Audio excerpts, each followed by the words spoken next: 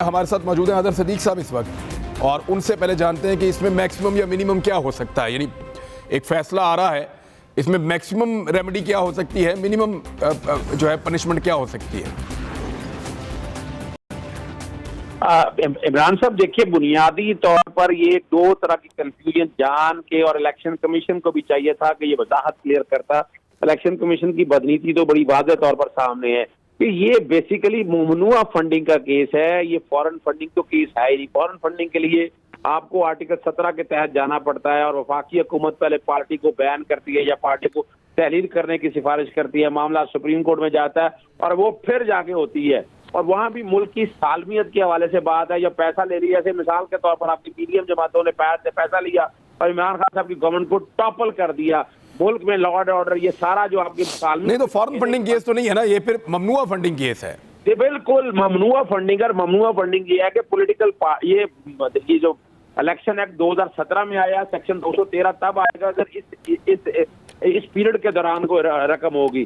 یہ بنیادی طور پر پرانی رقم، اور پولیٹیکل پارٹیز آرڈر کے آرٹیکل 6 کے مطابق ہے. اگر ایسی رقم جو مثال کے طور پر کمپنی وغیرہ کوئی وہ جمع کروا دے آپ کے اکاؤنٹ میں، یا آپ کو فنڈ دے، وہ بحق سرکار ضبط ہو جائے گی. زیادہ سے زیادہ سزا اس پہ یہ ہونی ہے.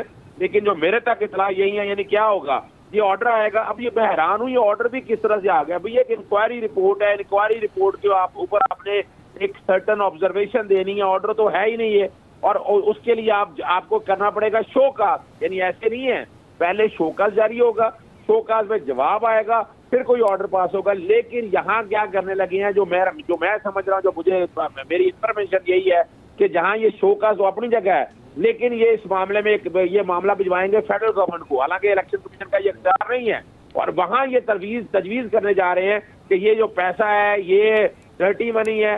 اس پارٹی کو آرٹیکل 17 کے تحت تو کاروائی کی جائے. ہو سکتا ہے فیصلہ کچھ ہو، لیکن میرے تک اطلاع یہی آ رہی ہے کہ اسی لیے تو عمران خان صاحب نے رائٹ ٹائم پہ ان پہ باعث کا الزام لگا دیا، اور باعث ثابت ہو رہا ہے. باعث میں ایسی کوئی بات نہیں، ایک منٹ. اگر تو ممنوعہ فنڈ تو پھر تو جو پیسہ ممنوعہ فنڈنگ میں ہے وہ پیسہ ضبط ہو جائے گا.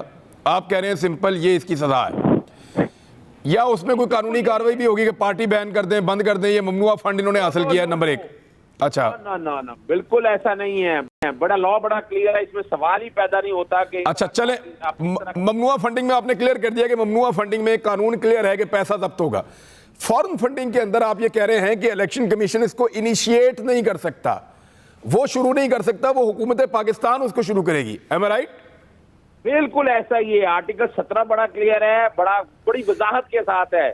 وہ پہلے فیڈرل گورنمنٹ کرے گی، پھر سپریم کورٹ جائے گا. سپریم کورٹ جب کہے گی کہ اس پارٹی کو ختم کر دیا جائے، ڈسبینڈ تحلیل کر دیا جائے، اس کے بعد کا اگلا ایکشن ہے.